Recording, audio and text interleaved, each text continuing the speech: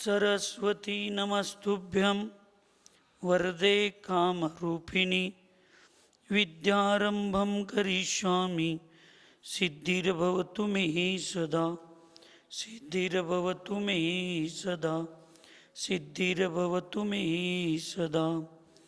पंच परमेष्ठी भगवान की, अहिंसामय विश्व धर्म की, सिद्धांत शास्त्र की, परम पूज्य आचार्य सकल कीर्ति महामुनिराज की, चारित्र चक्रवर्ती प्रथमाचार्य शांति सागर जी महाराज की, संत शिरोमणि आचार्य गुरुवर विद्यासागर जी महाराज की, शांतमूर्ति वात्सल्य रत्नाकर आचार्य गुरुवर सन्मति सागर जी महाराज की, 3 कम 9 करोड़ महामुनिराजों की आज के आनंद की।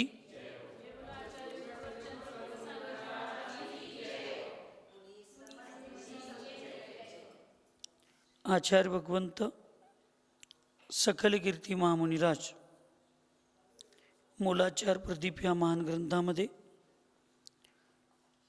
एषणाशुद्धी भिक्षाशुद्धीचं महत्त्व पूर्वचर्चेमध्ये सांगितले होते। आज ज्ञानशुद्धीचं स्वरूप या ठिकाणी सांगत आहेत। ज्ञान एक अशी वस्तू आहे, एक अशी कला आहे, अशी विद्या आहे की ती अग्नीमध्ये जाळता येत नाही, रागानं फाडता येत नाही, चोरा करून चोरली जात नाही, दरोड्या करून दरोडा गाठली जात नाही, त्याला राजा कुठलं टॅक्स लावू शकत नाही, आणि ती सगळ्यात महत्त्वाची हरवत नाही। अशी सगळ्यात मोठी जर संपत्ती, संपदा, विद्या आणि विश्वातील सर्वात जवळचा मित्र किंवा मैत्रीण म्हणून जर बघितलं जातं तर ते विद्येकडे जातं, ज्ञानाकडं आणि कलेकडं म्हणून बघितलं जातं। त्या ज्ञानाची शुद्धी असणं फार गरजेचं आहे। ज्ञान एक मिथ्याही असतं आणि एक सम्यक असतं। जे ज्ञान वस्तू स्वरूपाचं व्यवस्थित प्रतिपादन करू शकत नाही, जसं आहे तसं प्रतिपादन करीत नाही, त्या ज्ञानाला मिथ्या ज्ञान म्हणतात। जे ज्ञान वस्तूच्या व्यवस्थेला समीचीन पद्धतीनं प्रतिपादन करतं, प्रकाशित करतं, त्या ज्ञानाला या ठिकाणी सम्यक ज्ञान असं म्हटलं जातं। त्या सम्यक ज्ञानाची एक शुद्धीचा अर्थ काय, पाण्यात घालून धुणं, वॉशिंग मशीनमध्ये घालून धुणं असं नव्हे। ते ज्ञान मिळवत असताना आणि मिळालेल्या ज्ञानामध्ये मलिनता येऊ नये, कलुषता येऊ नये, याच्यासाठी ज्ञानशुद्धी सांगितली जाते। मग ती ज्ञानशुद्धी कशी असते? जसं उदाहरणार्थ तुम्ही जे 5:30-6 वाजता जेवणारं अन्न आहे, जे वासा करता, ते अन्न खाल्लं तर तुम्हाला पुण्याला निमित्त आहे, आणि तेच अन्न तुम्ही 7-8 वाजता रात्री खाल्ला तर अन्न वेगळं आहे काय? तेच आहे, अन्न तेच आहे, पण वेळ बदलली, त्याचं पुण्य आणि पापामध्ये परिवर्तन झालं। तसं ज्ञान तेच असतं, जिनेंद्र भगवंतांनी प्रतिपादित केलेलंच ज्ञान आहे। पण ज्ञानाची शुद्धी ही वेगवेगळी असते। मग त्याच्या क्षेत्राची शुद्धी असते। जेवण तेच जेवायचं आपल्याला, मग ते स्वयंपाकघरातच बसून का जेवायचं? ते डायनिंग रूममध्ये बसूनच का जेवायचं? ते संडास बाथरूमच्या दरवाज्यात बसून का जेवायचं नाही? पायरीवर बसून कुठं तर कट्ट्यावर बसून का जेवायचं नाही? ते कुठं तर गटर असते त्याच्या शेजारी बसून का जेवायचं नाही? त्याच्यामुळे जेवणावर काय फरक पडणार आहे? जेवणावर काही फरक पडत नसला तर भावनेवर फरक पडत असतो। तसं क्षेत्र, काल, भाव ह्या सगळ्याच्या अपेक्षेनं शुद्धी असते, आणि ती शुद्धी आम्हाला आमच्या जीवनामध्ये परिवर्तन घडवत असते, चांगल्या दिशेनं किंवा वाईट दिशेनं। म्हणून ज्ञान मिळवत असताना कधीही अभ्यास करून चालत नाही, कसंही करून चालत नाही, कुठलंही करून चालत नाही. कुठला ग्रंथ कुठल्या वेळेला वाचावा, तो कसा वाचावा, केव्हा वाचावा, याच्या आचार्यांनी काही नियम अटी सांगितलेत. आणि त्या नियम अटीपूर्वक जे ज्ञानाचं अध्ययन करतात, शास्त्राचं अध्ययन करतात, ग्रंथाचं अध्ययन करतात, ते शुद्धीपूर्वक करतात, त्यांना समाधीला निमित्त होतं ते. आणि ह्या शुद्धीचं पालन न करता केव्हाही कसंही कुठंही कसलंही शास्त्र वाचत बसलो तर ते असमाधीला सुद्धा निमित्त होतं. जसं पूर्व चर्चेमध्ये याच्यात आलेलं होतं की सिद्धांत ग्रंथाचा स्वाध्याय हा कुठल्या वेळी करायचा नसतो, कसं करायचं नसतं. लई कडकडून विजा पडायला लागले, पाऊस पडायला लागले, त्याही स्वाध्याय करायचा नसतो. जिथं आपण अभ्यास करतोय त्याच्या आजूबाजूला कोणतरी वारले असतील, दुःखद वातावरण असेल, कुठं तर आग लागली असेल, वातावरण दुर्भिक्ष किंवा रोगराई मोठमोठी, जसं मध्ये कोरोनाची अत्यंत प्रचलता होती, तर त्यावेळेला धवला, महाधवला, जय धवलासारखे सिद्धांत ग्रंथ ते स्वाध्याय करायचे नसतात. श्रावकांनी तर त्या ग्रंथांचा अभ्यास करायचा नसतो. साधूंनी सुद्धा हात धुतल्याशिवाय, योग्य दिशेला चेहरा करून बसल्याशिवाय सिद्धांत ग्रंथाचं स्वाध्याय घेतल्यापासून जिथं बसतो तिथून किमान मी 100 फूट सांगायला लागलो. शास्त्रात तसं 150-200 फूटच्या आसपास सांगितलं, म्हणजे 100 हात सांगितलं. हात म्हणजे 1.5 फुटाचा एक हात असतो. बाजारात पिशवी घेऊन गेल्यागत पिशवीत शास्त्र घालून असं कमरेच्या खाली सोडायचं नसतं. तुम्ही सुद्धा आता अष्टकला वगैरे येत आहे, आता बास्केटची पद्धत चालू झाली आहे. डबं घालून बास्केटमधून आणायचं, त्याच्यातच शास्त्र ठेवायचं आणि ते असं घेऊन यायचं. पाप लागते, लक्षात ठेव. जिनवानीला कमरेच्या खाली नेलं तर पाप लागतं, पाप. आम्ही लहान असताना ह्याच मंदिरामध्ये निदान वर्षातनं एकदा तरी अनंत पौर्णिमा ओवाळ्याला, लोपी ओवाळ्याला आम्ही येत होतो किंवा बघत होतो आम्ही. तर परातीमध्ये सगळं पूजेचं साहित्य घेऊन येत होते. परातीमध्ये त्याच्यावर ते विणलेलं कापड, कसलं पण कापड नव्हतं, त्याच्यावर फुलं वगैरे असलेली विणलेली कापडं परातीत घेऊन यायची. आणि किमान एकदा दोनदा तरी आमच्या घरातले, आम्ही बहिरते नसलो, आम्हाला बोलवून सांगणार, बदाम संपले जर घरातले घेऊन ये जा, बेदाणे संपलेत घेऊन ये जा, नारळ संपले 1-2 घेऊन ये जा. आता आणलेल्यातलं आणि शिल्लक आम्ही घराकडे घेऊन जातो. पूर्वी परात भरून घेऊन आलं तरी आणि शेवटला कमीच पडत होतं.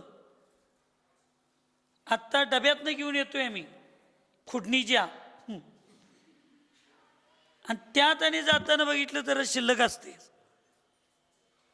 म्हणून पूर्वीच्या लोकांच्या विचारात आणि आत्ताच्या लोकांच्या विचारात, पूर्वीच्या लोकांच्या विचारात साधू काय सांगतील ते खरं, आत्ता आम्ही सांगतोय ते खरं साधूंनी स्वीकारायचं. ही ज्ञानामध्ये इतका मोठा बदल घडला, ज्ञानाच्या विचारामध्ये एवढा मोठा बदल घडला. 87 सालाला जी पंचकल्याण पूजा झाली, 2000 सालाला जी पंचकल्याण पूजा झाली, त्या पूजेच्या मंत्रात आणि आत्ताच्या पूजेच्या मंत्रात एकही बदल झाला नाही मामा. सगळे मंत्र तेच आहेत, सगळे संस्कार तेच आहेत.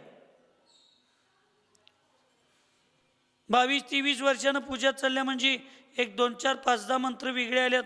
सगळे मंत्र तेच आहेत, मंत्रात काही बदल झाला नाही. पण समाजाच्या विचारात अत्यंत बदल झाला. याचं कारण काय? याचं कारण एक आहे, आमच्या लोकांच्या खानपानामध्ये आणि काय खायचं, कुठं खायचं, कवा खायचं आणि किती खायचं, ही जुन्या लोकांची जी मर्यादा, एक वैचारिक पातळी होती, ती पातळी आज कुठल्या मुलांच्यात, कुणाच्या श्रावकांच्यात, राहिली नाही. त्यामुळं मग प्रत्येकजण पूर्वी मंदिरात बसताना बोलताना विचार करून बोलायचा. पूर्वी म्हणजे मी 200 वर्षाच्या पूर्वीचं सांगत नाही. आम्ही लहानपणात असताना सुद्धा जाता जाता इथं आजामांच्या दुकानात सुभाषांना येऊन राहायचे, अप्पूताते येऊन राहायचं, वसंतदादा येऊन राहत होते, हे सगळी मोठी माणसं, दुकान आप्पा येऊन राहत होते, हे राहत होते. ती येता येता आमचं जर तिथं चेष्टा मस्करी चालत असेल तर ही मोठी माणसं दिसल्यावर आमच्या आवाजात, आमच्या विचारात आपाप सॉफ्टपणा येत होता. आता बाजूला बाप राहिला तर पोरगं भ्यायला तयार नाही. उलट पोरग्याला भिवूनच बाप लाजून बाजूला जायची आजची वेळ आहे. ह्या सगळ्याचं कारण काय? ह्या सगळ्याचं कारण एक आहे, खानपान शुद्धी राहिली नाही. आणि खाण्यापिण्याची शुद्धी राहिली नसल्यामुळं ज्ञानाची शुद्धी राहिली नाही. आणि ज्ञानाची शुद्धी न राहिल्यामुळं मग विवेक, मर्यादा, आदर, विनय ह्या सगळ्या गोष्टी संपल्या. ह्या गावची एक परंपरा होती किंवा ह्या लोकात एक असे लोक होते की आजूबाजूला काही कारणास्तव काही साधूंना विकल्प झाले आणि साधू जर त्या गावातून निघले तर या गावामध्ये लोक आडवं जात होती. जुनी म्हातारी लोक. पहिल्यांदा आचार्य स्तुरसागर महाराज आले, ते अशा भूमिकेतनं चालते आले, त्या साधूंचा अर्धा चातुर्मास पूर्ण केला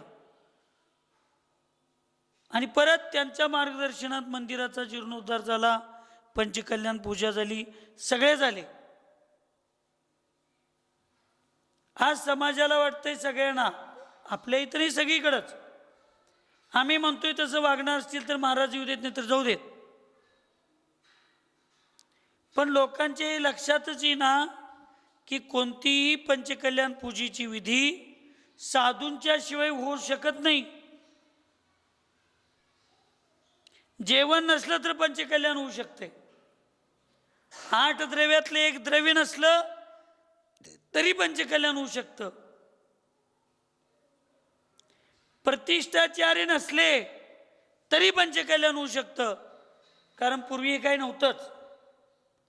मुनी महाराजांनी त्या भगवंतांच्या पुढे बसून जापे गाठले, भक्ती केली, स्तुती केली, मंत्रांचं उच्चारण केलं, ती मूर्ती प्रतिष्ठित होऊ शकते.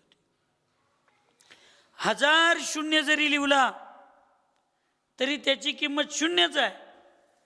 पण 1-2 शून्य लिहून त्याच्या पुढे 1 अंक जरी लिवला तर त्याची किंमत 10, 100, 1000, 10,000, लाख, 10 पटीने 1 शून्याची किंमत वाढत जात असते. तसं लाखो श्रावक असून काय उपयोग नाही. साधू पाहिजे, ज्ञान पाहिजे, विशुद्धी पाहिजे, शुद्धी पाहिजे आणि याच्या सहितच ती पूजा होत असते. पण आज प्रत्येक ठिकाणी बघितलं तर ज्ञान, आगम, साधू याच्यापेक्षा आम्ही म्हणतोय तसं आणि आम्हाला वाटतंय तसं. जेवढे शुद्धीपूर्वक पूजा करशील ना तेवढं त्या भगवंतांच्या प्रतिमेवर अतिशय निर्माण होत असतं.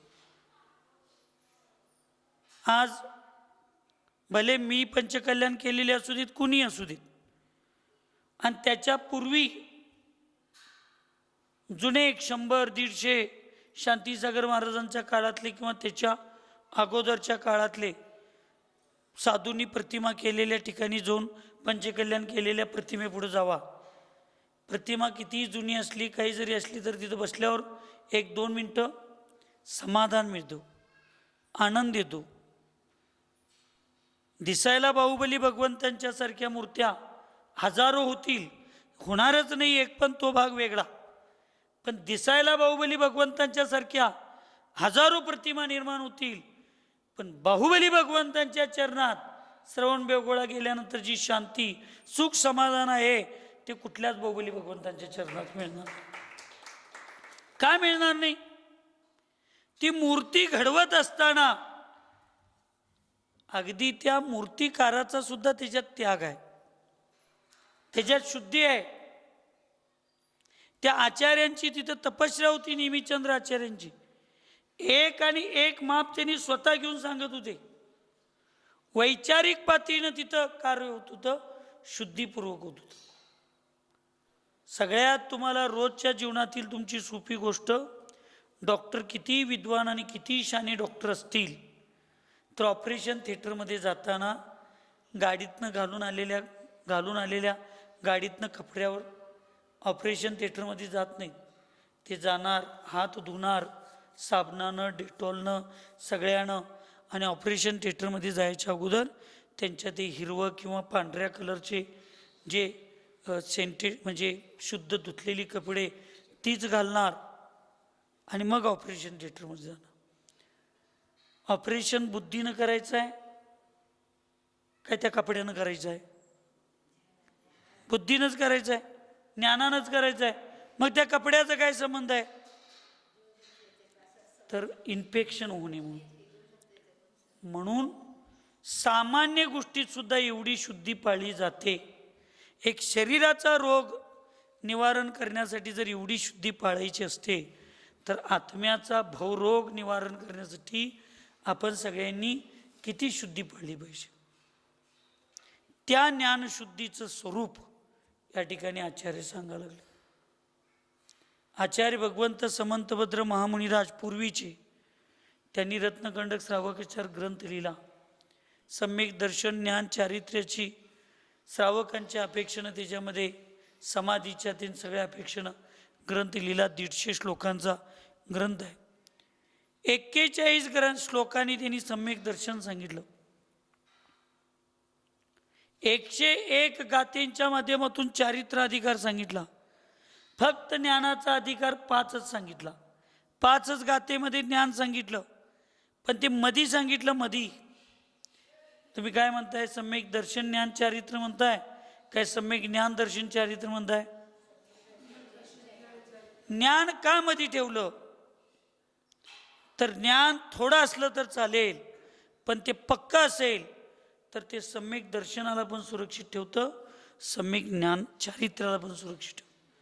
जसा चौकटीतला दिवा घरात पण उजेड पाडतो, अंगणात पण उजेड पाडत असतो, तसं ज्ञान सम्यक दर्शनाला पण सुरक्षित ठेवतं, सम्यक चारित्र्याला पण सुरक्षित ठेवतं. म्हणून ज्ञान वास्तविक अपेक्षेनं बघितलं तर हे स्थितीकरण आदी ह्या अपेक्षेनं ज्ञान फार महत्त्वाचं आहे. आणि म्हणून ते ज्ञान या ठिकाणी आपण करत असताना, त्या ज्ञानाला ठेवत असताना त्याची शुद्धी असणं फार गरजेचं आहे. आणि ती शुद्धी या ठिकाणी सांगतात, कालक्षेत्रादी शुद्ध्या विनये नैकाग्रचेतसा अंगपूर्वादि सूत्राणां पठनं परिवर्तनं पाठनं वसतां मुक्तै क्रियते यन्मुनीश्वरै ज्ञाननेत्रै मदातीतैर् ज्ञानशुद्धि स्मृतात्र सा.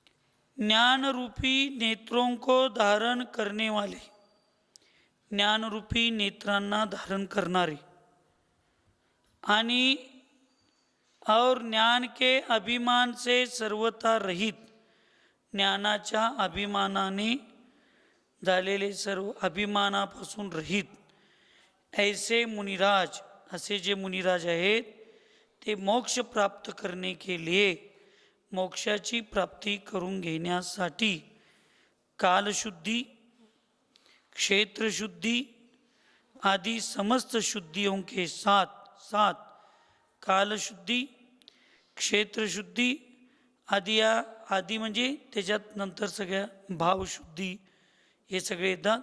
त्या सर्वस्त शुद्धींच्या सोबत विनयपूर्वक आदरपूर्वक एकाग्र चित्त होऊन अंगपूर्व वा अंगानी पूर्वांचा किंवा सूत्रोंका सूत्रांचं जो पठन पाठन करते है वा पाठ करते है उसको सज्जन पुरुष ज्ञान शुद्धी कहते है.